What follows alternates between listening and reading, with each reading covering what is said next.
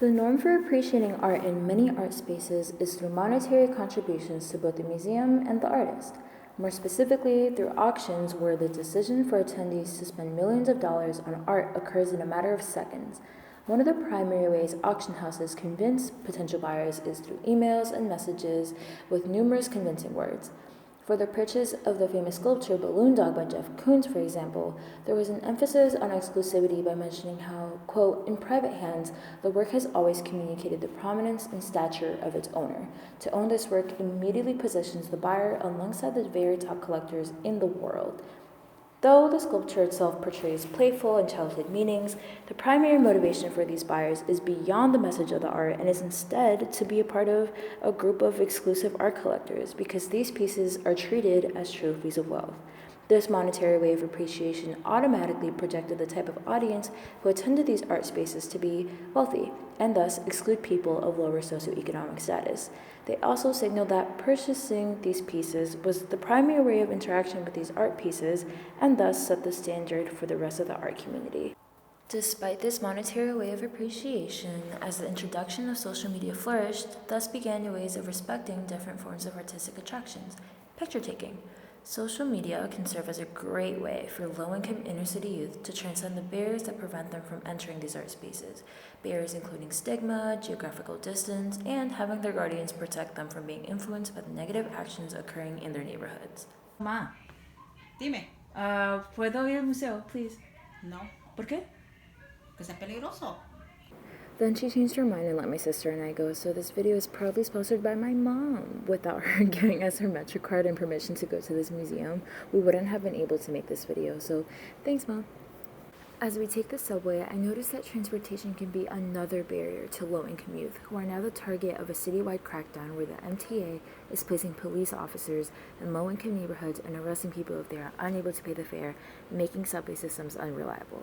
I decided to take my sister to the Whitney Museum of American Art, since she has never been there before.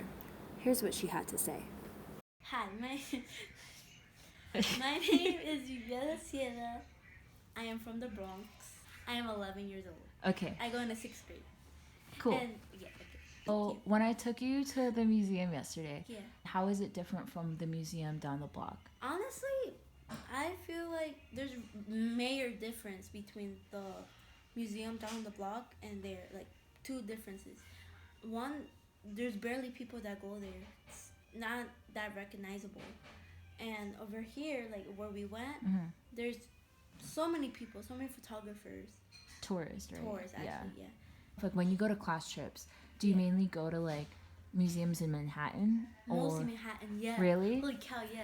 In Manhattan, there's always lots of museums. We never go the ones here because we're looked down by because of what happens in the news, robberies, murders, and compared to Manhattan, they're like, oh no, Manhattan and Paris say Right, it's like better. Better. Do you think it'll be better to have like more museums in New York? Like you see the ones that we went to yesterday. What if Yeah. there were more in the Bronx? Do you think that will help people be more creative and I stuff? feel like yeah, I think so because too like cause it's where we went, it was way too far, and like if it's like a little closer, we at least like, and also people Bronx will have more recognition, and Manhattan and Bronx will be even.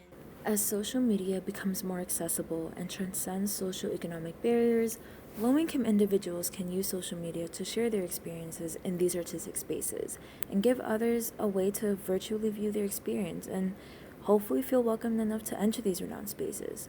Snapchat stories or Instagram stories are different ways where visitors can portray to other individuals in their social network that they are also able to interact with these spaces. This is because if there were any barriers that prevented them from entering, whether that be cost or unfair treatment, it would be expressed online or through word of mouth. Hello, class of 2023. Please put that in.